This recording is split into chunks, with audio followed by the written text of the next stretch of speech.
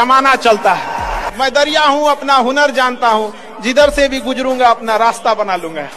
तो युवाओं में यही तो एक है, भले जेब खाली हो, जेब में गांधी हो या ना हो, दिल में एक आंधी होनी चाहिए। अभी कांच है इसलिए लोगों को चुभते हैं, जिस दिन आईना बनेंगे उस दिन पूरी दुनिया देखेगी।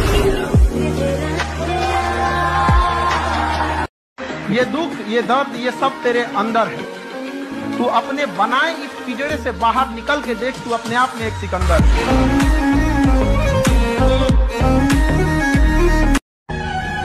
याद रखना, अगर अमीर नहीं बने तो माँ बाप दवाई की कमी से मर जाएंगे। अभी का जो दौर चल रहा है, सर्वाइवल ऑफ द फिटेस्ट नहीं, सर्वाइवल ऑफ द रिचेस्ट। इसलिए देर से बनो लेकिन जरूर कामयाब हो। वक्त के साथ लोग तुम्हारी खैरियत नहीं, हैसियत पूछेंगे। एजुकेशन याद रखिएगा, बहुत जरूरी चीज होता है एजुकेशन। हीरा लाख महंगा होता है, हमें पता है कि हीरा महंगा होता है, कांच से तो महंगा होता है हीरा, लेकिन जब हीरा लोग पहनते हैं तो उसी कांच में देखते हैं कि कैसा लग रहा है यहाँ पर। खुद महात्मा बुद्ध ने कहा था कि किसी योजना को किसी के बारे में तब तक मत बताओ जब तक तुम उसके सफलता तक न पहुंच जाओ। समझा? हम लोग के साथ एक लड़का पढ़ता था, इतना खचरा था, कभी कभी फोन करता था।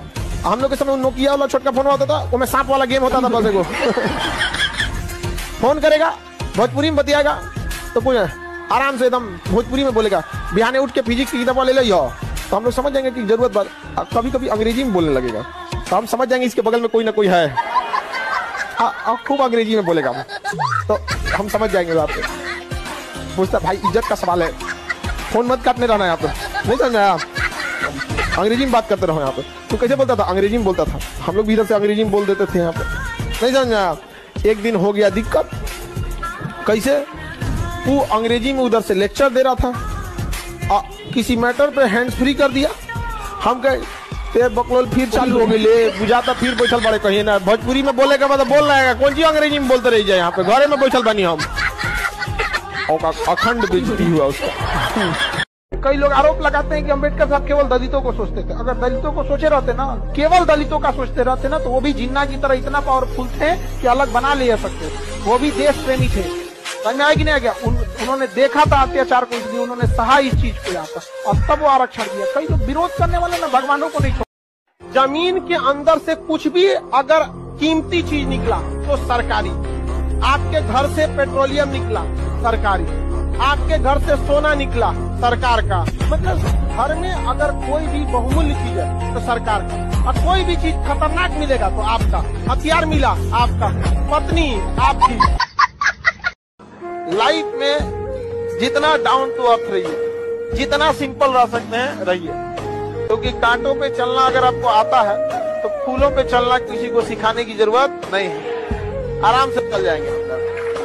सबकी सबसे पहली जो शिक्षक होती है वो माँ होती है, इसलिए माँ का शिक्षित रहना बहुत जरूरी है। अगर कोई शिक्षित माँ है तो वो कभी भी अपने बच्चे को शिक्षा से दूर नहीं करेगी। ऊपर वाला भी जब आपको बहुत बड़ा जिम्मेदारी देने वाला होता है ना, तो पहले सोचता है कि इसका थोड़ा सा टेस्ट कर ले। बहुत लोग टेस्टे में भाग जाते हैं, ए भगवान हमरा काहे लिए तुम मुसीबत लाया। चीजों से घबराना नहीं चाहिए किसी को। जिसके जिसके जीवन में कठिनाई आ रही है, आप समझिए कि आप एक सही रास्ते पे जा रहे हैं, क्योंकि वही रास्ता सफलता का है। और अगर आपके जीवन में कठिनाई नहीं आ रही है, आप गलत रास्ते पे हैं, क्योंकि सफलता का रास्ता बहुत कठिन होता है। दुनिया की सबसे अच्छा अलार्म जो होता है वो माँ होती है। आप कहिएगा सुबह 7 बजे उठाने के लिए, वो आपको 6 बजे ही उठा देगी, और कहेगी बेटा 8 बज गया। इस दुनिया में आपको सबसे बेहतरीन ढंग से जानती है कोई, तो आपकी माँ। वो और दुनिया से आपको 9 महीने पहले से जान रही होती है। अगर आपको कामयाबी चाहिए तो आप याद रखिए, कुछ प्राप्त करने से पहले आपको कुछ त्यागना पड़ेगा। रॉकेट को भी बहुत ऊंचाई तक जाना होता है ना, तो अपने साथ लगे बूस्टर को छोड़ देता है।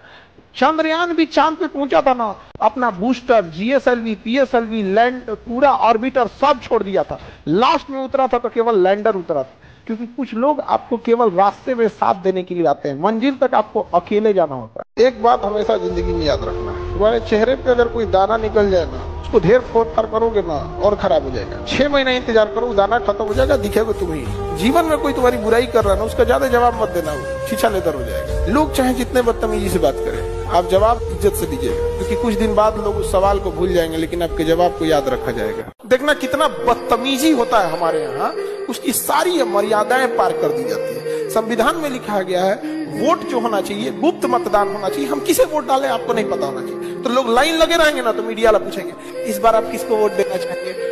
वो बेचारा गांव का इंसान उतना पढ़ा लिखा भले ना हो लेकिन सभ्य रहता है, इधर उधर इशारा करता है, हाँ हम विकास के नाम पे वोट देंगे, हम उनको देंगे जो देश की भलाई करे। उसे पता है 1 मिनट में वो नाम बता सकता है कि किसको वोट डालेंगे।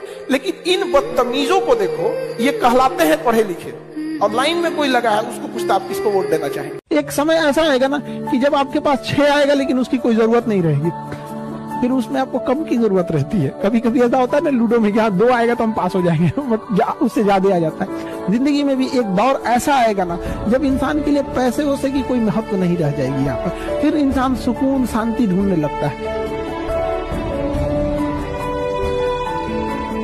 प्रोक्रास्टिनेशन से बचिएगा, उसका उपाय बस यही है कि जब भी आप पढ़ने जाइएगा तो आपका मन अजीब सा होगा कि थोड़ा सा पानी पी लेते हैं, थोड़ा बेड और ठीक से कर देते हैं तब पढ़ते हैं, एक काम करते हैं थोड़ा सा चाय पी लेते हैं तब आते हैं, कपड़ा धुल लेते हैं तब पढ़ते हैं। ये पहला लक्षण है।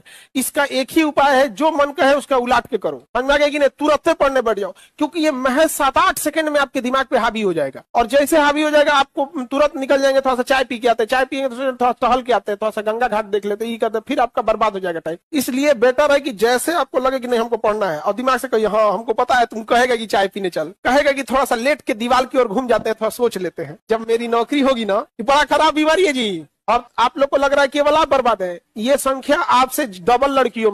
हमसे लोग कहते हैं कि मुखर्जी नगर वो जगह है जहां बहुत लोग सफल होते हैं, लेकिन यह हकीकत यह है कि वो जगह है जहां से बहुत सारी बददुआएं निकलती हैं, जहां लाखों लड़के बर्बाद होके गए केवल उस लिए कि कुछ लोगों की जेब भर सके, किसी की झोलियां भर सके। लेकिन हम ऐसी झोलियों का भर के ऐसे पैसे का क्या करेंगे जो किसी के सपनों को कुचल के आगे गया हो। तो इस चीज को बदलना है।